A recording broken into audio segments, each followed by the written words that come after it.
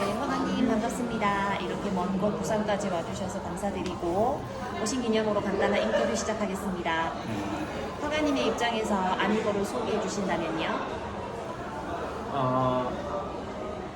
그러니까 아미고님에 대해서 이야기를 할 때 그때 시기마다 좀 제 생각이 많이 달라지는데 좀 운명처럼 만난 일단 인연이라고 생각하고요. 또 우리가 어떤 일이 이루어지려면 하나의 뭐 자동차로 따지면 여러 이렇게 부품들이 있잖아요. 그러면 이제 어떤 아미고님들은 저한테 조언도 많이 해주시고, 그럼 핸들 같은 그 다음에 타이어 같은 아미고님도 있고, 자동차로 이렇게 하자면 굉장히 다양한 분포의 또 다양한 역할로 저의 도움을 주시는, 제가 운행할 수 있게끔, 제가 이렇게 움직일 수 있게끔 해주시는 그런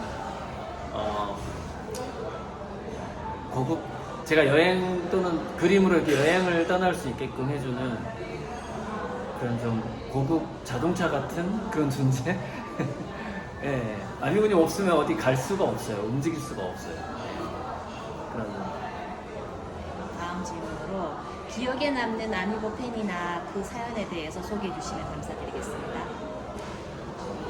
네, 뭐 예전에도 자주 얘기했지만 항상 그 장애인 손주를 둔 조선가정 아미고님이 이렇게 현금 500만 원을 이렇게 비닐봉투에 넣어서 이렇게 작가님 이렇게 마음대로 쓰세요라고 주신 분이 굉장히 기억에 남아요. 그게 확실히 그 사람은 계좌이체보다는 현금을 볼 때 그 이미지가 많이 남나 본데, 그런데 그분이 바라시는 거 때문에 더 기억에 남는다고 생각을 해요. 그러니까 얼마나 걱정스럽겠어요. 자기 그 맹인인데, 맹인이란 말을 써도 괜찮죠. 맹인인데 조선가정인 상황에서 어쩌면 제가 선본주의 홍익재물이라는 거를 늘 이렇게 외치고 있는데, 너 그거 절대 잊어버리면 안 돼라고 마치 이렇게 당부하고 경고하는 듯한 느낌의 아미고님이라서 그분 이름을 이렇게 화실에다가 3군데다 적어놨어요. 포스트잇으로. 이 사람은 절대 잊으면 안 된다. 그러니까 이 당부와 이 마음을 잊으면 안 된다. 네. 그분이 네. 허가님에게 아미고는 팬 이상의 의미가 있을 거라 생각하는데요. 네. 허가님과 팬 아미고의 관계를 어떻게 정의내릴 수 있을까요? 아까 그랑 좀 비슷하긴 한데, 일단은 관계를 좀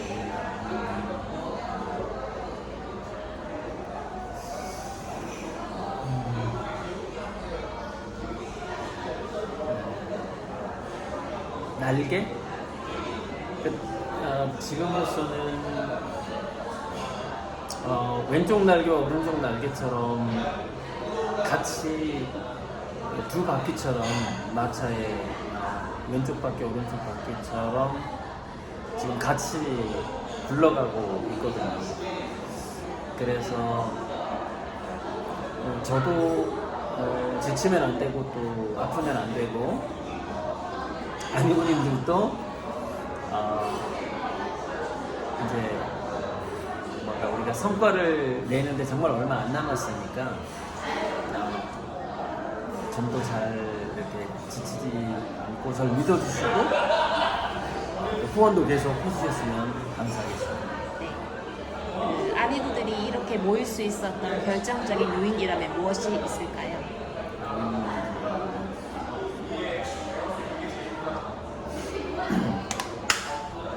일단 뭐 지금까지 있었던 일을 사실 그대로 얘기하자면 저는 이제 제가 책을 읽고 책을 쓰고 하면서 그때부터 이미 약간 선보농제를 일단 실천하고 있었다고 생각을 해요. 그리고 자녀교육 강의를 할 때도 혹시 내 강의 때문에 이 자녀들이 내가 고작가 말을 들어가지고 우리 애를 망쳤다라는 사람이 생기지 않도록 꼭 내가 성공을 해서 그 자녀의 미래까지 꼭 책임을 지겠다 이런 말은 안 했지만 마음속으로 그런 생각을 갖고 있었는데 그 마음이 통한 게 아닐까. 그래서 이렇게 모인 것 같고, 그리고 맨 처음 질문에서 제가 대답한 것처럼 우리가 알 수 없는 인연이 분명히 있다고 생각해요. 화가님께서 생각하시는 자신만의 아미고 사랑 방식이라고 하면 무엇이 있을까요? 제가 뭐 아미고님께 많이 드리지 못해서 너무 죄송하고요. 그러니까 뭐 사랑은 결국 이게 실천으로 보여드리고 싶어요. 보여드리고 싶은데 지금으로서는 이렇게 만날 때마다 뭐라도 하나 사인해서 드리고 저는 제 사인이 돈이라고 생각하기 때문에 틈날 때마다 뭔가 이렇게 그 사인된 선물을 많이 드리는 거? 그 정도밖에 못하는 것이 너무 좀 안타깝고 죄송하고요. 또 아무튼 제가 열심히 하는 것이 지금으로서는 최선인 것 같아요. 그래야지 이제 그 좋은 결과로 이어지니까 그런 것 같아요. 그리고 평소 아미고들과 어떻게 소통하고 계시는지. 일단 지금은 유튜브 댓글 처음에는 이제 유튜브 댓글로만 소통을 하다가 최근에는 이제 좀 단톡방에서 한 50여 분 정도 이렇게 소통을 많이 하고 있어서 단톡방에서 소통을 많이 하다 보니까 댓글을 자주 달아주시던 분들이 댓글을 잘 안 달더라고요. 왜냐면은 카톡방에서 다 소통이 되니까. 하지만 저는 뭐 단순한 댓글이라도 예전처럼 유튜브 댓글로 이렇게 뭔가 아무 말이나 해주면은 이렇게 저녁에 댓글 알람을 보면서 또 답변을 해주고 하는데 지금은 카톡보다는 여전히 유튜브 댓글 소통이 저는 편한 것 같아요. 편하고 좀 더 부담 없고.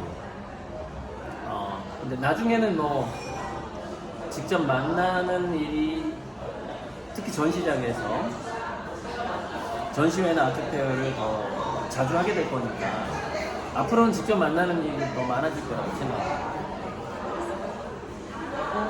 지금 한국 사회는 혈연, 지연, 학연이 아무래도 크게 작용하는 사회라고 생각합니다. 그럼에도 불구하고 덕연을 강조하시는 이유는 무엇일까요?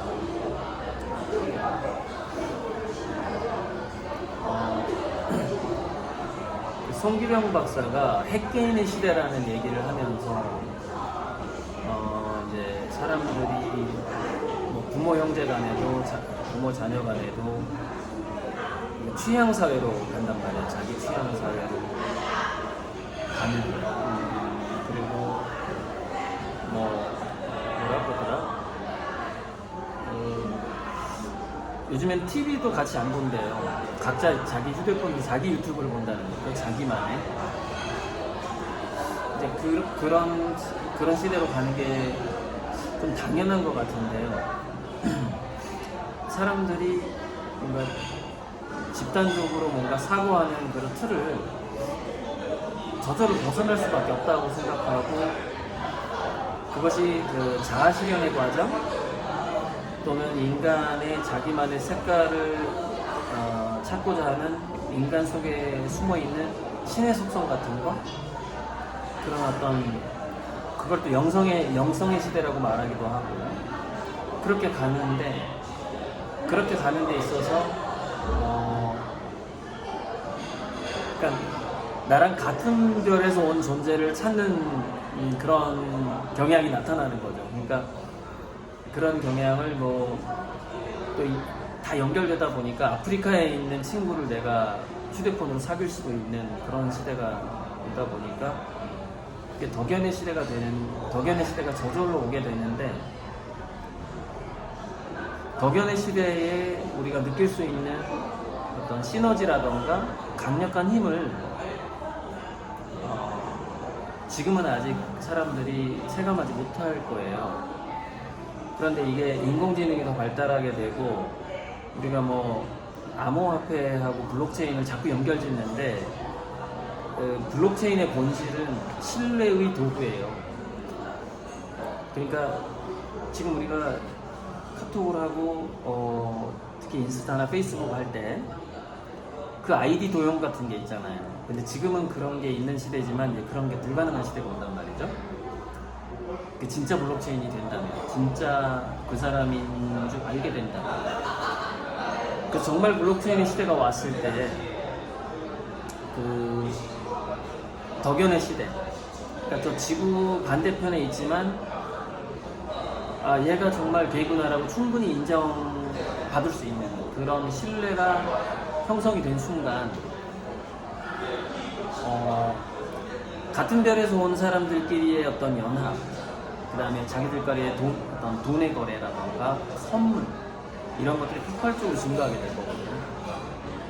그래서 경제적인 어떤 경제권까지 덕연의 시대로 넘어가요. 그러니까 우리가 덕연의 시대를 단순하게 동호회 정도로 생각해서는 안 된다고 생각해요. 미래 경제에 굉장한 축이 된다고 생각해요. 덕연의 시대가. 그게 이제 아직은 우리가 가짜 IT가 있고 이러니까 좀 그게 사람들이 안 움직이고 있지만 그 잠재성이 굉장히 커요. 근데 어쩌면 그 잠재성을 전 세계에서 대표적으로 가장 먼저 보여준 사람이 저일 수도 있어요. 사실 아미고님들하고 저하고 만난 적이 없는 사람이 대부분인데 수십억의 돈이 왔단 말이에요. 거의 거의 70억이 넘는 돈이 움직였단 말이에요. 얼굴도 보지도 않았는데, 이게 이제 그 덕연의 시대가 결국에는 큰 경제적인 흐름까지 갈 거라는 걸 예고편인 것 같아요. 저와 아미고님의 관계가. 사실 허가님이 가지고 계신 소위 말하는 스펙만으로도 이미 한국에서는 제법 유명세를 떨치셨으리라 보는데요. 아미고와 어떻게 보면 이렇게 새로운 역사를 쓰고 계신 이유가 무엇일까요? 일단은